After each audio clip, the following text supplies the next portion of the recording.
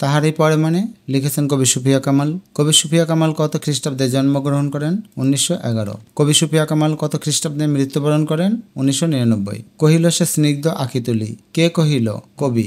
কহিলি শব্দের অর্থ কুয়াশা। তাহারই পরে মানে কবিতায় বসন্ত তার সমস্ত সৌন্দর্য দিয়ে কবি মনকে স্পর্শ করতে পারেনি কেন? কবি শোকাচ্ছন্ন হওয়ায়। তাহারই পরে মানে কবিতায় কবি গান রচনা না করলেও বসন্ত ঋতু কেন এসেছে? প্রকৃতির অমোঘ নিয়মে। উপেক্ষায় ঋতুরাজা কবি কি দেয় বলে ভক্ত উল্লেখ করেছেন? ব্যথা। তাহারই পরে মানে কবিতায় বিমুখতা বলতে কি বোঝানো হয়েছে? অবজ্ঞা।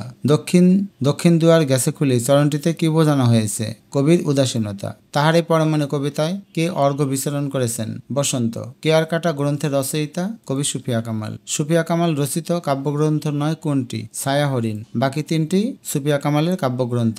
তাহারই পরে মানে কবিতাটি গঠনগত দিক থেকে কি নির্ভর? এটা হচ্ছে সংলাপ নির্ভর কবিতা। হে কবি নীরব কেন ফাগুন যে শেষে ধরায়। এখানে নীরব যে অর্থে ব্যবহার করা হয়েছে সেটি হচ্ছে উদাসীন। এমন উন্মানা তুমি, এটি কার উক্তি? এটা হচ্ছে কবি ভক্তের। শীতকালকে মাঘের সন্ন্যাসী বলার কারণ শীতকাল খালি হাতে বিদায় নেয়। তাহারই পরে মানে কবিতায় পুষ্পশূন্য দিগন্তের পথে চলে গেছে কে?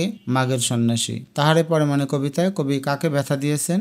ঋতুরাজকে। সুফিয়া কামালের পৈতৃক নিবাস কুমিল্লা। বাংলাদেশের নারী আন্দোলনের পথিকৃৎ কবি সুফিয়া কামাল। কোথায় তব নবপুষ্প সাজ, উক্তিটি কার উদ্দেশ্যে বলা হয়েছে? কবির উদ্দেশ্যে। তাহারই পরে মানে কবিতায় কোন ফুলের কথা বলা হয়েছে? বাতাবি নেম্বু। তাহারই পরে মানে কবিতায় কে গন্ধে অধীর আকুল হয়েছে কিনা তা জানতে চাওয়া হয়েছে? এটা হচ্ছে দক্ষিণা সমীর। বসন্ত বন্দনা তব কণ্ঠে শুনি এ মোর মিনতি। এই মিনতি কার? কবি ভক্তের। তাহারই পরে মানে কবিতায় বসন্ত কাকে স্মরণ করে এসেছে? ফাগুন। তাহারই পরে মানে কবিতায় বিমুখতা বলতে বোঝানো হয়েছে?